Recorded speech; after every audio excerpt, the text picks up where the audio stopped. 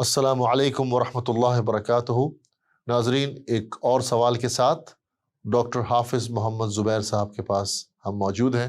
Doctor صاحب کیسے مزاج؟ ڈاکٹر صاحب، ایک اور بڑا اہم سوال آج ہم آپ سے پوچھیں گے۔ بچپن سے سنتے آ رہے ہیں اس قسم کی باتیں، تو آپ سے گزارش ہے کہ اس کی وضاحت فرمائیں۔ کیا بنو امیہ کے خلاف جہاد یا خروج کا حکم احادیث میں دیا گیا تھا؟ بسم اللہ الرحمن الرحیم۔ ڈاکٹر صاحب، یہ تاثر دینے کی کوشش کی ہے مرزا صاحب نے۔ اچھا، ایک طرف تو واضح طور پہ حدیثوں میں موجود ہے کہ حبشی غلام بھی، ٹھیک ہے، جس کا سر جو ہے وہ آپ کو کشمش کی طرح لگے، یعنی اتنا جو ہے وہ بدصورت بھی ہو، پھر بھی اس کی اطاعت کرو اگر وہ تم پہ حکمران بنا۔ حضرت عبداللہ بن مسعود سے یہ صحیح مسلم کی روایت ہے جو مرزا صاحب لے کے آئے ہیں کہ رسول اللہ صلی اللہ علیہ وسلم نے ارشاد فرمایا کہ اللہ تعالیٰ نے مجھ سے پہلے بھی بہت سے نبی جو ہے وہ مبعوث کیے، اور سب کی امتوں میں کچھ نبیوں کے قریبی ساتھی ہوا کرتے تھے جیسے میرے اصحاب ہیں، اسی طرح پچھلے نبیوں کے بھی اصحاب ہوا کرتے تھے جو اپنے نبی کی سنت پہ عمل کرتے تھے۔ پھر ان حواریین یا ان اصحاب کے بعد پھر کچھ لوگ ان کے جانشین آتے تھے جو زبان سے وہ کہتے تھے جو کرتے نہیں تھے، ٹھیک ہے، اور جو کچھ کرتے تھے اس کا انہیں حکم نہیں دیا گیا ہوتا تھا۔ تو جو کوئی ایسے جانشینوں سے، نبی کے ایسے نالائق جانشینوں سے اگر کوئی جہاد کرے گا ہاتھ سے تو وہ مومن ہے، اور جو زبان سے جہاد کرے گا وہ بھی مومن ہے، اور جو اپنے دل سے ان کو برا سمجھے گا تو وہ بھی مومن ہے، ٹھیک ہے۔ تو یہ روایت ہے۔ اب اس روایت سے وہ کیا تاثر دے رہے ہیں کہ آپ سلم کہہ رہے ہیں پچھلے نبیوں کے بھی کچھ جانشین ہوئی ہے، پھر اس کے بعد کچھ جانشین ہوئے جو نالائق تھے، تو گویا کہ اللہ کے نبی وسلم کے بھی کچھ جانشین ہوں گے جو نالائق ہوں گے۔ اچھا، اور وہ کچھ ایسی بات کہیں گے، ٹھیک ہے، جس پہ عمل نہیں کریں گے، اور جو انہیں حکم دیا ہوگا دین کی طرف سے وہ اس پہ عمل نہیں کریں گے، تو ان سے ہاتھ سے جہاد کرنا، وہی مطلب خروج، بغاوت، یہ جو ہے نا وہ مومن ہے، اور جو زبان سے ان کے خلاف جہاد کرے یہ بھی مومن ہے۔ اور اچھا، اب آپ دیکھیں جن کی طرف وہ اشارہ کر رہے ہیں، اچھا، ان کے بارے میں ہم ذرا ایک صحابی سے رائے لے لیتے ہیں اسی خروج کے نقطہ نظر سے۔ اختلاف اور بات ہے، آپ اختلاف رکھیں، ہمیں کیا، بنو امیہ ہمارے چاچے مامے تھوڑے ہیں کہ آپ ان سے اختلاف رکھیں گے اور ہم ان کا دفاع کریں گے؟ کیوں بھائی؟ ہم صرف بات کرتے ہیں کہ انتہائی اس کی بات کرتے ہیں، جو آپ انتہا پہ چلے جاتے ہیں ہم اس کی بات، جی، یا جھوٹ کی نسبت کر دیتے ہیں ادھر۔ تو یہ جو آپ انتہائی بات کرتے ہیں ان کے لیے بغاوت کو آپ کیا کہہ رہے ہیں کہ جی جائز ہے، یہ بات غلط ہے۔ اب دیکھیں کہ یہ صحیح مسلم کی روایت ہے 1851، یزید بن معاویہ کے دور میں، یہ روایت پہلے بھی کہیں گزری ہے ہمارے کسی ایپیسوڈ میں، کہ جب واقعہ ہرا ہوا، ٹھیک ہے، تو حضرت عبداللہ بن عمر جو ہے وہ اس کے پاس گئے تھے، عبداللہ بن مطیع کے پاس، جو یہ باغیوں کا سردار تھا مدینہ کے اندر، اور یہ وہ تھا جو پہلے یزید سے بیعت کر کے آیا ہوا تھا۔ تو حضرت عبداللہ بن عمر کے لیے اس نے کہا کہ جی ان کے لیے گدا بچھاؤ۔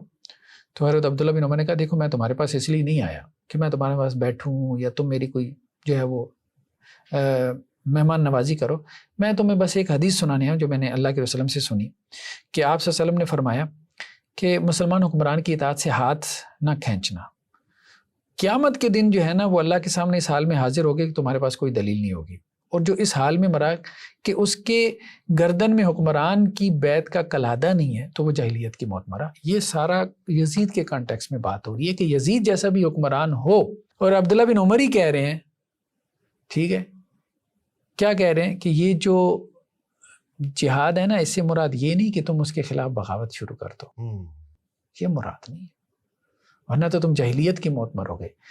جہاد سے مراد یہ نہیں کہ اس کی بیعت کا کلادہ اپنی گردن سے نکال دو، بغاوت کر دیں، ہاں یہ مراد نہیں ہے، ٹھیک ہے۔ ایک یہی روایت صحیح بخاری میں بھی اسی طرح سے ہے کہ جب اہل مدینہ نے یزید بن معاویہ کی بیعت توڑ دی، اسی طرح سے الفاظ ہیں، اہل مدینہ یزید بن معاویہ کی بیعت توڑ دی، تو حضرت عبداللہ بن عمر اپنے خادموں اور بیٹوں کو جمع کیا، غلاموں کو اور بیٹوں کو، اور کہا کہ بے شک میں نے نبی کریم صلی اللہ علیہ وسلم سے سنا، آپ نے فرمایا کہ قیامت کے دن ہر غدار کے لیے ایک جھنڈا نصب کیا جائے گا، یعنی انہوں نے اس کو غداری کہا ہے۔ ہم نے اس شخص کی بیعت اللہ اور اس کے رسول کے نام پہ کی ہے، میرے نزدیک اس سے بڑھ کے کوئی غداری نہیں کہ ایک شخص سے اللہ اور اس کے رسول کے نام پر بیعت کی جائے اور پھر اس کے خلاف لڑائی کھڑی کر دی جائے۔ دیکھو تم میں سے جو کوئی اس کی بیعت توڑے گا اور کسی دوسری کی بیعت کرے گا تو میرا اس سے کوئی تعلق نہیں۔ یہ صحیح بخاری کی روایت ہے، یہ بھی مرزا صاحب لے کے آئے نا، پھر ساتھ میں وہ روایت لے آئے ہیں جی ٹھیک ہے، صحیح مسلم کی، تو یہ صحیح بخاری کی بھی روایت لے آئیں تاکہ واضح ہو جائے. یہ کہتے ہیں جی عبداللہ بن عمر جو تھے نا، مرزا صاحب کے الفاظ ہیں، وہ پیسو پرسنالٹی تھے. حضرت عبداللہ بن عمر جو تھے وہ پیسو پرسنالٹی تھے، یعنی کہ اتنے وہ ایگریسو آدمی نہیں تھے. ٹھیک ہے، کسی کی پرسنالٹی کے بارے میں آپ کوئی تبصرہ کر سکتے ہیں، نہیں، لیکن میں سمجھتا ہوں پیسو پرسنالٹی کہنا بھی ان کو درست نہیں ہے.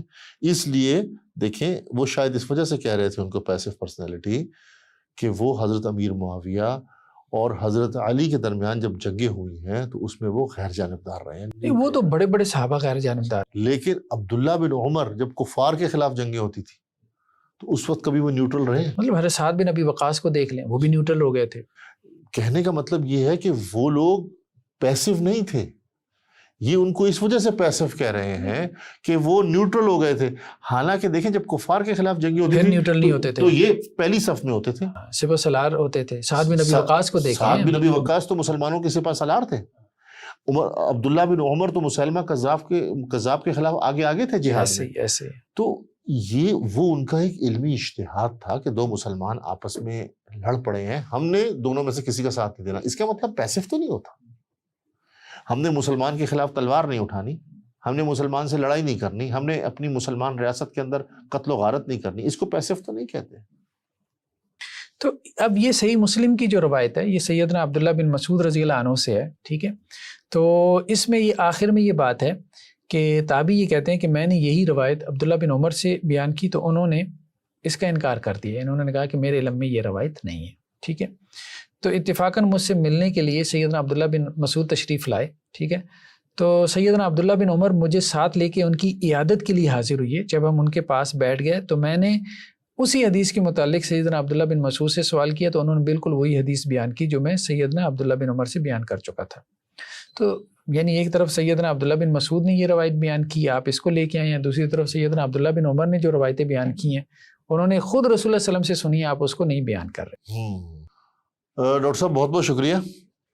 ناظرین اب ہم آپ کے پاس ایک دفعہ دوبارہ انشاءاللہ تعالی حاضر ہوں گے ایک نئے سوال کے ساتھ. اس وقت تک کے لیے اجازت دیجیے.